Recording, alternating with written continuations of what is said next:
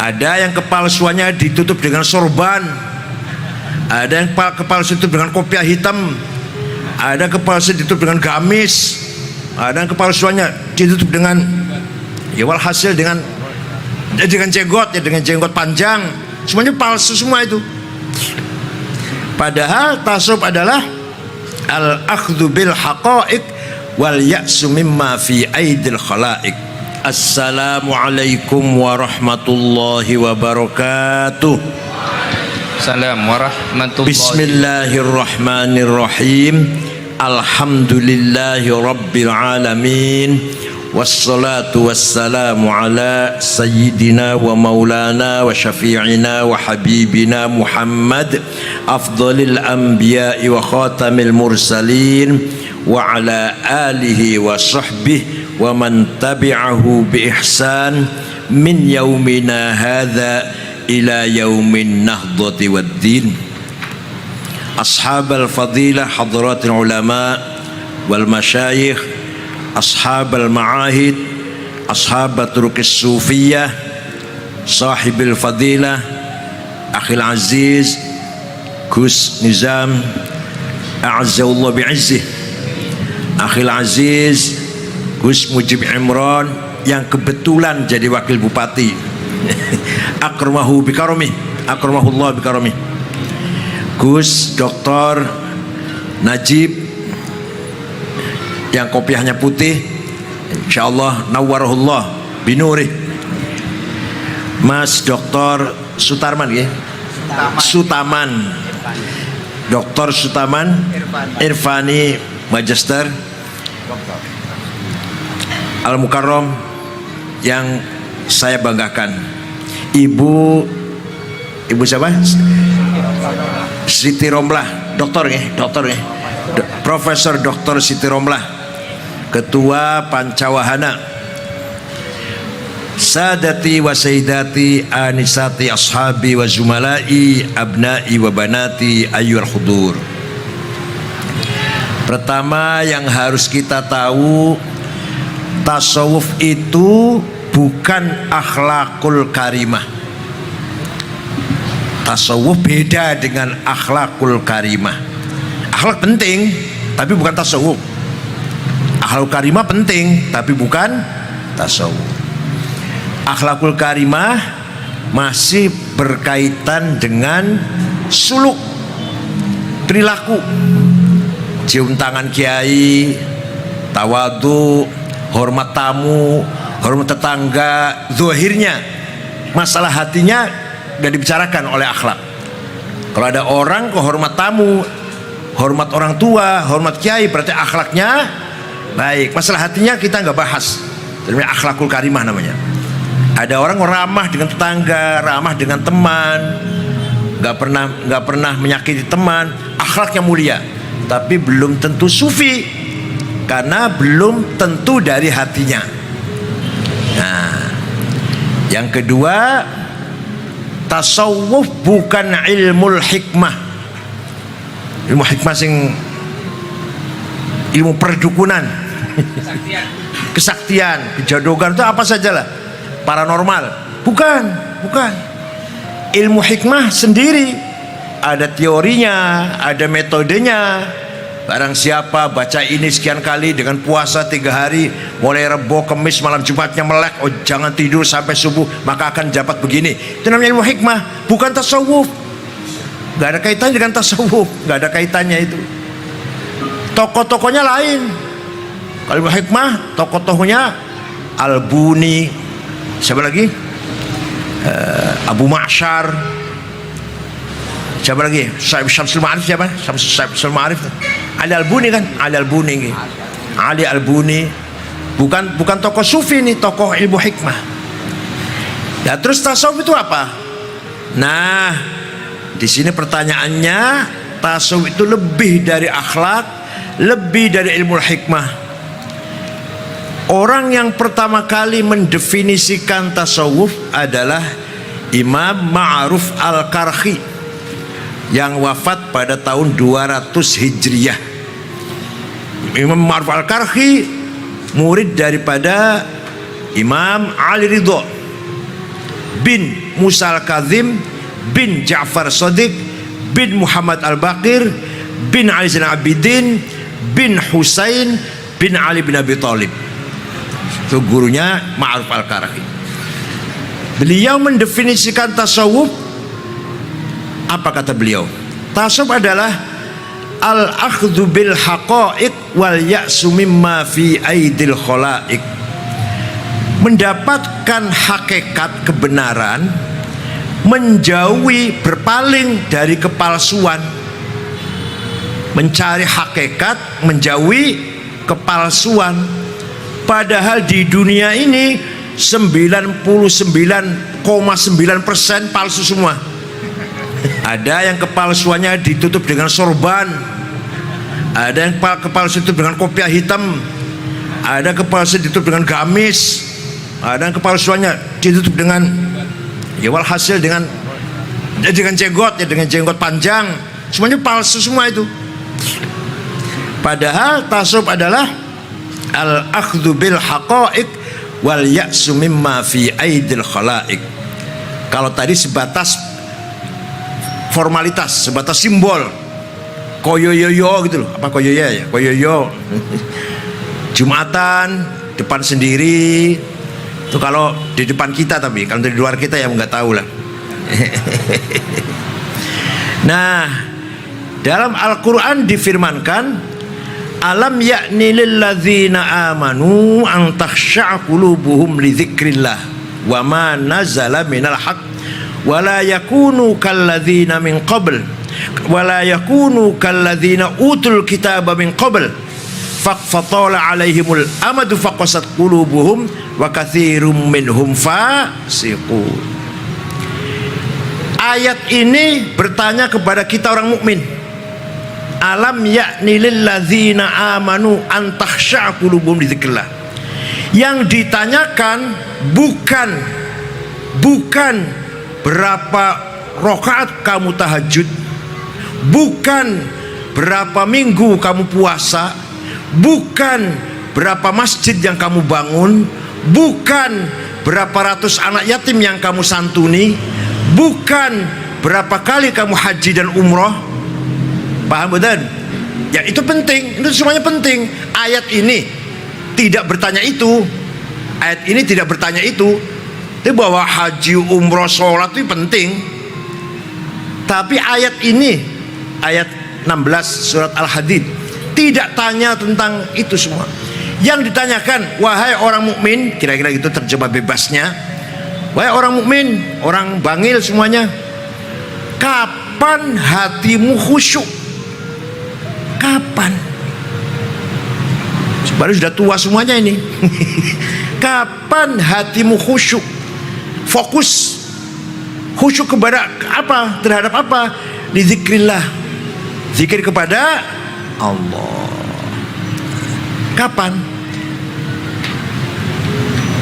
Walladzina hum ala sholatihim daimun.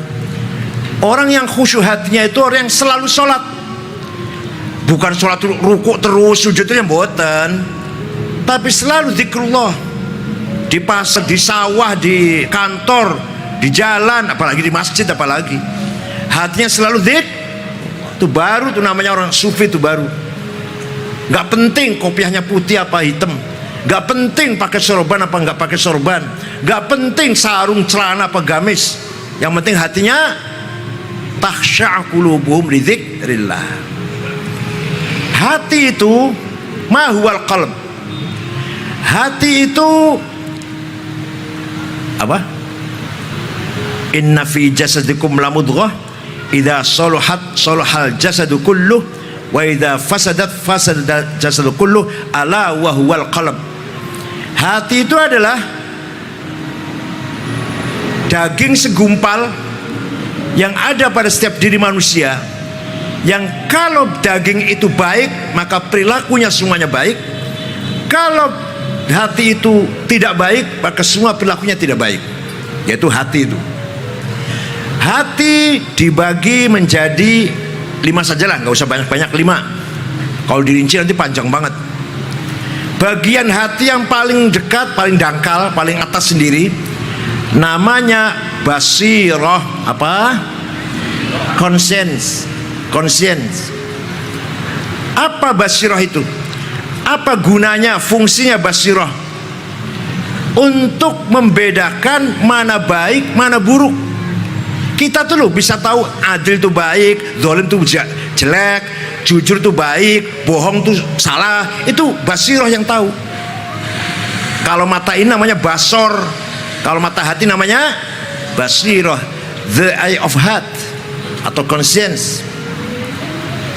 Dengan basirahlah kita mampu bisa membedakan mana baik, mana buruk, mana yang bernilai, mana tidak bernilai, mana kemuliaan, mana kejahatan. Semua kita bisa tahu dari basirah. Fa'alhamaha fujuraha wa taqwaha. Diberi ilham oleh Allah, mengetahui, bisa membedakan mana fujur, mana takwa. Wa hadainahun najdain. Allah memberi hidayah pada hati, pada basirah, pada manusia yang punya basirah. Najdul haq wa najdul batil. Qad tabayyana ar-rusydu minal ghayy. Kita bisa tahu mana ar-rusyd, mana al-ghayy, mana yang baik, mana yang kurang ajar. Kita semua tahu lah, selama masih ada basirah. Nah, kalau sudah basirahnya kita aktif, ini baik, ini buruk, ini salah, ini benar, ini adil, ini zalim, akan estafet pada bagian kolbu yang kedua, namanya dhamir. Apa? Nah, namanya dhamir. Nah, dhamir ini ya terjemahan Indonesianya nggak sulit ya, dhamir itu aja ya, hati lah, sudah hati. Jadi bagian yang kedua dari hati namanya dhamir. Dhamir itu gunanya untuk apa? Untuk mengikuti perintahnya basirah. Kalau kata basirah jujur itu baik, maka dhamir akan mengatakan kepada kita if'al, do it. Kalau basirah mengatakan jangan bohong lo kamu, jangan korupsi lo kamu, jangan zalim lo kamu, jangan menipu lo kamu, jelek itu semuanya, maka dhamir akan mengatakan la taf'al, don't do that. Paham betul ini? Yes, alhamdulillah paham. Jadi fungsinya dhamir itu, setelah menerima estafet dari the eye of heart, maka dia akan mengatakan salah satu dari dua kata, if'al atau la taf'al, do it atau don't do that. Kalau jujur itu baik, lakukan. Kalau benar itu baik, lakukan. Kalau bohong itu jelek, jangan lakukan, la taf'al. Itu suara dhamir nih, jangan ngotot suara ngotot. Ada suara itu ke dalam hati jenengan. Ya, kalau nggak ada sudah khatamallahu ala qulubihim sudah. Kalau nggak ada suara gitu, dalam hadis katakan istafti qalbak albirru matma'anna ila qalbuk wal ithmu ma haka fi nafsik wa taraddada fi sadr. Dalam hadis katakan, tanyalah pada dhamirmu, kalau yang kamu lakukan itu tenang, adem, rasanya tenang, berarti itu benar. Tapi kalau yang kamu lakukan itu lengak-lengok, tengok-tengok dulu, jangan sampai istri tahu, jangan sampai anak tahu, jelas itsmu. Apa itsmu itu apa? Dosa. Tengok-tengok dulu, jangan ada orang tahu, apalagi KPK, apalagi polisi, apalagi jangan yang tahu. Itu namanya itsmun, dosa. Itu dalil adanya dhamir. Lah, dhamir ini ada tiga tingkatan. Dhamir ijtimai, dhamir sosial. Kalau dipanggil baik, koyoyoyo, sholat Jumat di depan, insyaallah khusyuk, di depan santrinya baik, di depan anak buahnya, di depan keluarganya khusyuk, berangkat Jumat jam 10 kalau dipanggil. Jadi kalau di Jakarta atau di Singapura atau di Bangkok, wallahu a'lam, itu namanya dhamir ijtimai, dhamir sosial. Dia baik, dhamirnya sebatas lingkungan. Ya, mending itu baik daripada di sebelahnya mertua sudah kurang ajar, itu namanya nggak punya domir namanya. Di sebelahnya mertua sudah kurang ajar, di depan istrinya kurang ajar, di depan keluarganya kurang ajar, ya nggak punya domir namanya. Kalau ini orang masih punya domir nih, hanya sayang domirnya istima'i. Yang kedua, domir konuni, domir legal formal. Ada SK ngajar, nggak ada SK nggak ngajar. Ada honor berangkat, nggak ada honor SPJ namanya, SPJ namanya. Ada SPJ berangkat, nggak ada SPJ mogok. Ada amplop ceramah, nggak ada amplop. Ini orang masih punya domir, sayang domirnya sebatas legal formal. Daripada amplop diterima, SPJ diterima, honor selari diterima, tidak kerja. Nah, itu yang nggak punya domir namanya itu sih. Kalau ada ongkos tapi kerja masih mendingan. Yang jahat tuh kalau SPJ diterima, selari diterima, honor diterima, kerja tidak. Itu namanya nggak punya domir. Yang ketiga, domir yang paling mulia, domir dini. Domir ukurannya agama. Kalau agama, menurut agama itu baik, dia lakukan di mana saja, di Bangil atau di luar negeri, tidak lakukan. Kalau kata agama itu jelek, dia tinggalkan. Tidak karena orang, tidak karena polisi, tidak karena KPK, tidak karena jaksa. Memang ini kejahatan, tidak saya lakukan. Itu namanya ukurannya domir dini. Ada honor atau enggak ngajar, ada amplop apa enggak ceramah, ada gaji apa enggak berangkat. Jenengan ngoten mboten jenengan? Kok enggak jawab ya? Jenengan ngoten mboten? Alhamdulillah, tenan saestu. Ada masjid sudah waktu sholat nggak ada yang azan, ayo dong azan dong. Bukan urusan saya, ini terlalu legal formal ini. Seandainya saya petugas muadzin, saya azan. Saya bukan tugas saya. Ada kecelakaan di jalan, ayo ditolong dong. Bukan tugas saya bukan polisi kok, saya bukan palang merah, bukan tugas saya. Seandainya saya polisi, seandainya saya palang merah, saya tolong orang ini. Ini namanya orang domir konuni masih. Tapi kalau domir dini, ada orang butuh pertolongan, kita tolong lillahi ta'ala. Masjid kotor, kita bersihkan lillahi ta'ala. Ngajar, ceramah, berangkat kerja, ada honor apa enggak? Lillahi ta'ala. Namanya domir dini. Kalau sudah domirnya berjalan aktif, akan estafet pada bagian kolbu yang ketiga, namanya fuad. Apa namanya? Deeper of heart, intinya hati, intinya. Fuad ini apa fungsinya? Fungsinya sebagai hakim yang akan menjatuhkan hukum vonis pada kita, kamu benar atau kamu salah. Basiroh mengatakan jujur itu baik. Kemudian domir mengatakan if'al, lakukan kejujuran. Kemudian kita lakukan, maka fuad akan mengatakan kamu benar, kamu tenang, kamu bahagia. Sebaliknya, Basir mengatakan korupsi atau kezoliman atau bohong itu jahat, jelek. Domir mengatakan jangan kamu lakukan, dilakukan, maka fuad akan mengatakan kamu salah. Paham betul? Jadi setiap manusia butuh pada suara fuad sebagai hakim. Bukan hanya kita, hakim pun butuh suara hakim fuad. Polisi pun harus punya hakim fuad. Jaksa, pengacara, penegak hukum harus punya hakim namanya fuad. Jadi kalau sesuai dengan basiroh, sesuai perintah dengan domir, kita lakukan, maka fuad akan mengatakan kamu benar.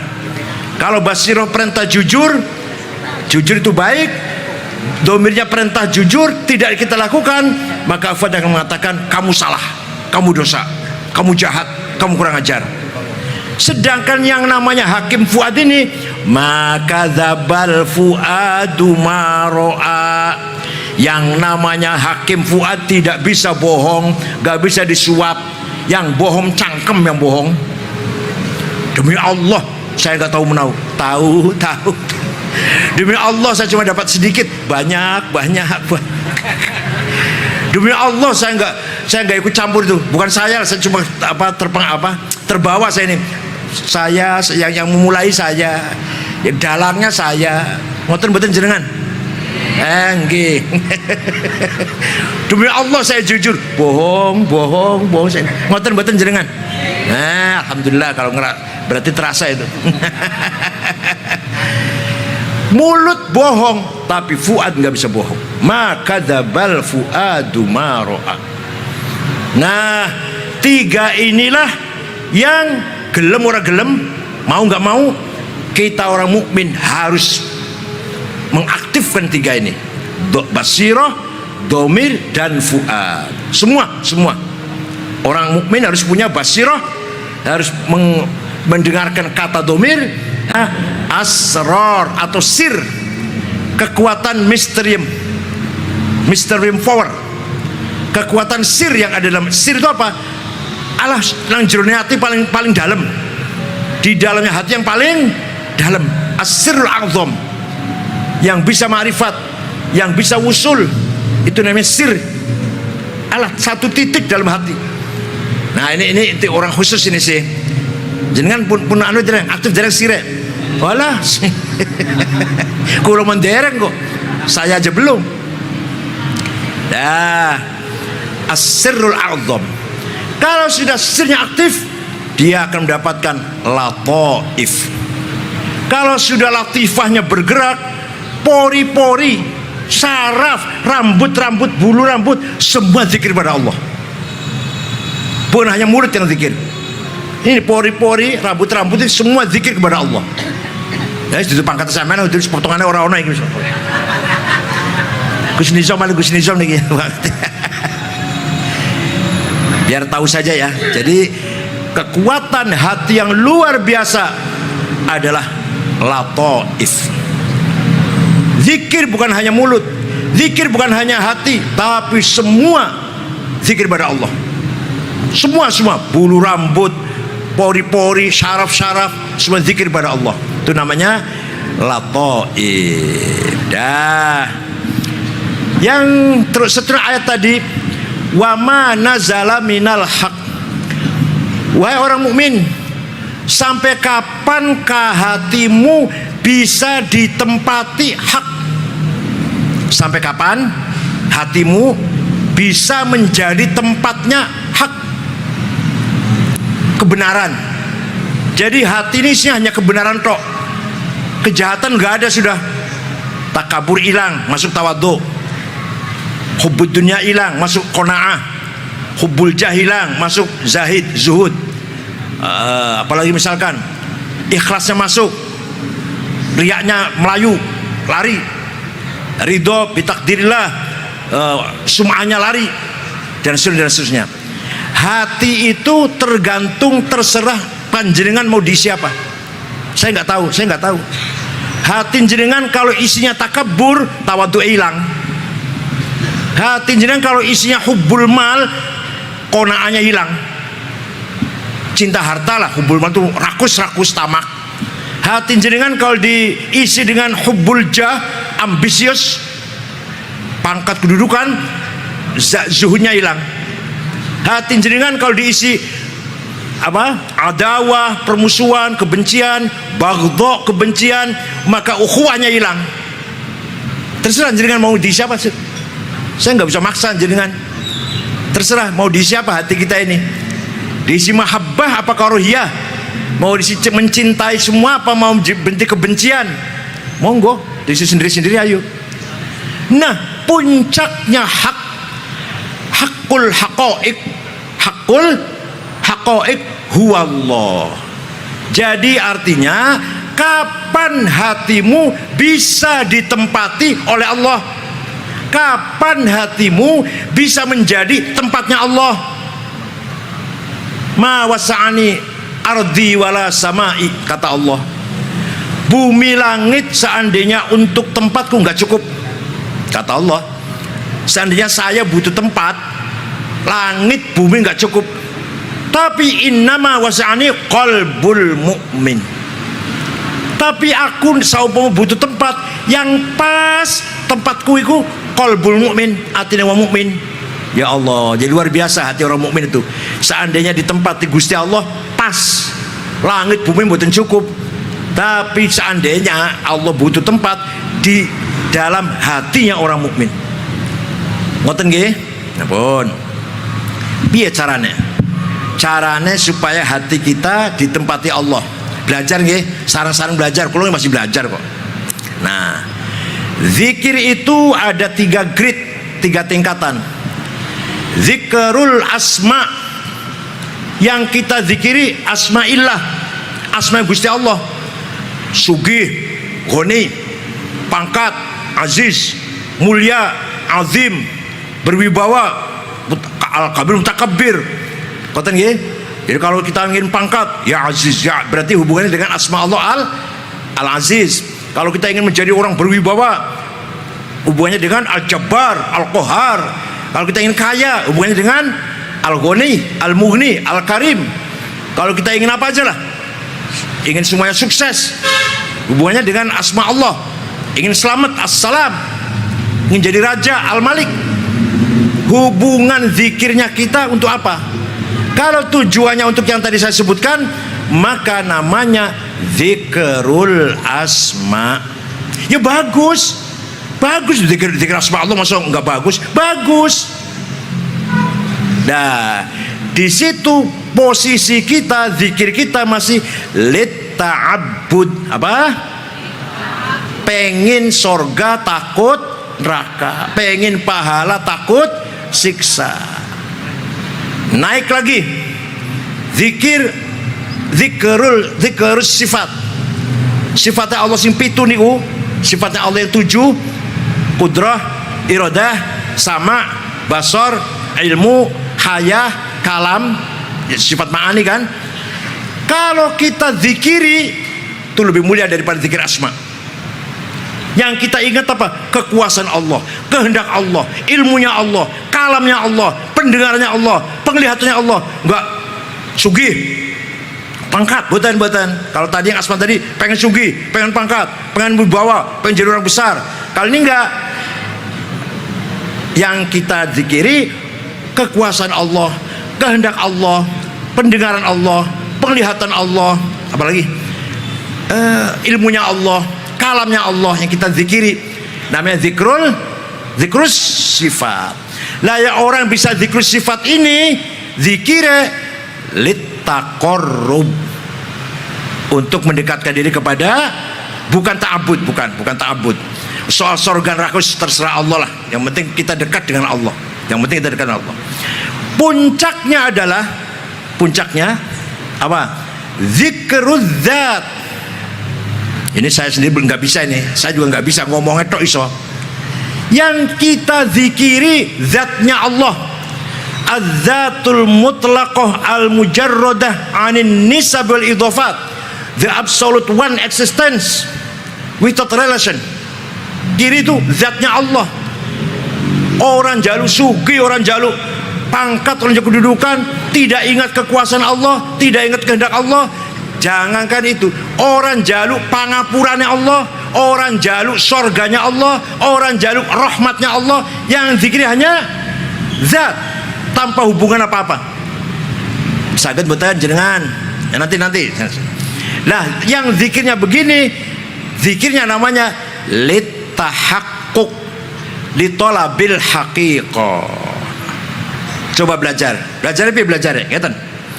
Dari pagi subuh sampai isya zikirnya asma, sugih. Betul menapa? Bagus. Zikir asma Allah maksud jelek. Ya aziz, ya karim, ya ghani, ya mughni. Saya betul Ibu. Saya. Nah nanti kalau tengah malam tahajud atau sepertiga malam tahajud, coba ada waktu 5 menit zikrul zat. Kita Allah dengaringi permintaan Allah tapi ojo njaluk apa-apa wis. Jaluk surga orang, jaluk pangapura orang, jaluk rahmate ora. Itu jenenge zikrul zat. Zikir panjenengan sing ngeten iki namanya litahaqquk litolabil haqiqah. Pun wala yakunu kalladzina utul kitaba min qabl fatala alaihimul amadu faqasat qulubuhum. Orang mukmin jangan sampai seperti orang Kristen dan Yahudi. Ayat ini bunyinya begitu bunyinya. Jangan seperti orang yang terdahulu. Apa? Mereka punya agama, punya kitab suci, punya nabi, tapi karena angan-angannya panjang, hatinya keras. Buka toko di depan, atau anak saya kayak Gus Najib ini misalkan, anak saya dokter, nanti buka praktek di kamar depan, pagi fasihnya 20, sore 20, satu orang 100, 200, jadi berapa itu sudah? Terus nanti kalau udah uang kumpul bikin poliklinik, bikin klinik, lama-lama terkenal. Itu karung lamun itu paling enak na WC, paling lamun itu paling enak na WC itu. Kalau melihara kambing 4 bulan 5 bulan hamil, punya anak 22, berarti sudah 8. Nanti kalau sudah 8 harga sekian. Ya Allah. Nanam apa? Nanam apa misalkan di sini? Di Pasun nanam apa misalkan? Kalau sini apa? Tambak kalau sini. Nah, tambak ya. Nanam mangga ya, nanam mangga. Nanam mangga sekarang baru 1 hektar. Nanti kalau sudah hasil sekian, harganya sekian, tahun depan akan 2 hektar. Itu ngelamun niku namanya tolal amad.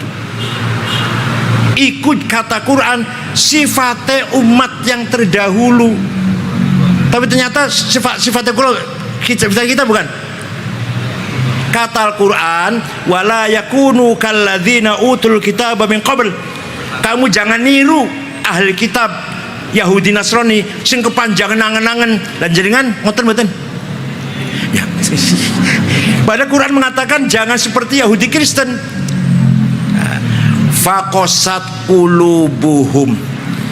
Orang yang panjang angan-angan ngelamunnya, hatinya keras, hatinya juhud, tidak mudah nerima nasihat, tidak mudah eling karo Gusti Allah. Delok wong mati pun gak eling wis lah. Kalau sudah kepanjangan angan-angan, dikira mau hidup 100 tahun, anak putu mau ditanggung semuanya, harta ditumpuk sebanyak-banyaknya.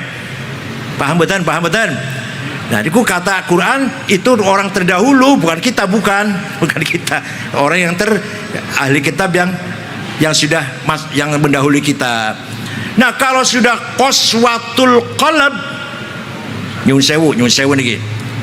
Salat, puasa, baca Quran, sholawatan, apa namanya? Istighotsaan, tahajud, sedekah, enggak ada gunanya. Ini tingkat tinggi nih, kelas tinggi nih. Jadi kalau sudah hatinya keras, qasat qulubuhum wa katsirum minhum fasiqun. Jangan-jangan wa katsirum minna. Paham betul? Jangan-jangan kebanyakan kita ini orang fasik. Kalau sudah orang fasik, sholate, zakate, puasane, haji umrohe, sodakoe, tidak ada gunanya itu. Monggo kalau lihat ayat ini, kita diperintah oleh Allah memanage hati, mengolah hati. Bagaimana hati agar ikhlas, bersih, tazkiyatun nafas, tathhirul qulub. Nah, zikir tadi, zikir zat ya. Zikir zat itu gini. Zikir itu ada 3 grade. Ada la ilaha illa huwa. Yang kedua, la ilaha illa anta. Yang ketiga, la ilaha illa ana. Dia, engkau, saya. Dia, kamu, aku. Ini silakan dipakai oleh kita. Silakan. Aku Said, engkau Said, dia Said, boleh silakan. Tapi paling pirang tahun kira-kira umurnya kira-kira paling 80 tahun. Kabeh ini silakan mati kabeh. Aku Fatimah, dia Fatimah, kamu Fatimah, aku Abu Bakar, saya Abu Bakar, dia Abu Bakar, kamu Abu Bakar. 70 tahun mati kabeh, wis gampangane lah. Kalau sudah mati kabeh manusia ini, tinggal aku satu yang tidak mati. La ilaha illa ana fa'budni. Paham betul? Engkau Fatimah, engkau Zainab, engkau Maryam, engkau Abu Bakar, engkau Hasan, mati kabeh bakale. Tinggal engkau satu enggak mati. La ilaha illa anta subhanaka inni kuntu minadh dhalimin. Yang namanya anta itu Allah, yang namanya anak aku itu Allah. Dudu soleh, dudu Abu Bakar, dudu Hasan. Pinjem sebentar. Mau berapa tahun pinjemnya? Mau berapa tahun jenengan pinjem akunya Allah, engkaunya Allah, dianya Allah, mau berapa tahun pinjemnya?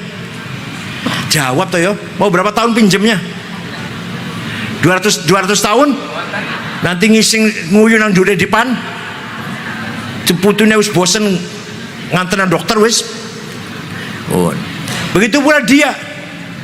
Dia Fatimah, dia Abu Bakar, dia Soleh, dia Ahmad, dia Zainab. Mati kabeh. Tinggal dia Allah. La ilaha illa huwal hayyul qayyum.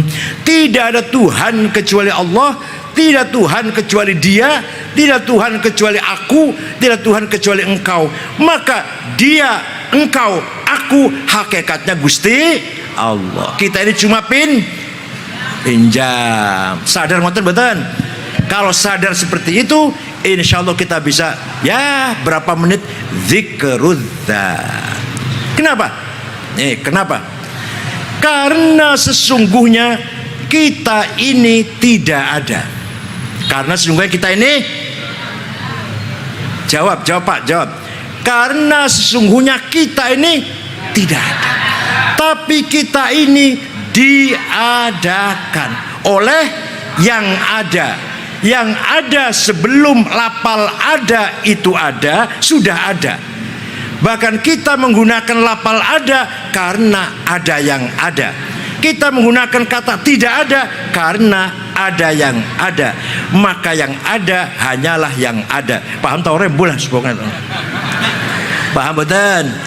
Keduran Prof. Kenapa? Ketinggiin Prof. Ketinggian. Ketinggiin nih Prof. Enggak gampang kok. Ada nih. Kita ini tidak ada sebenarnya, tapi kita ini diadakan. Oleh siapa yang ngadain siapa?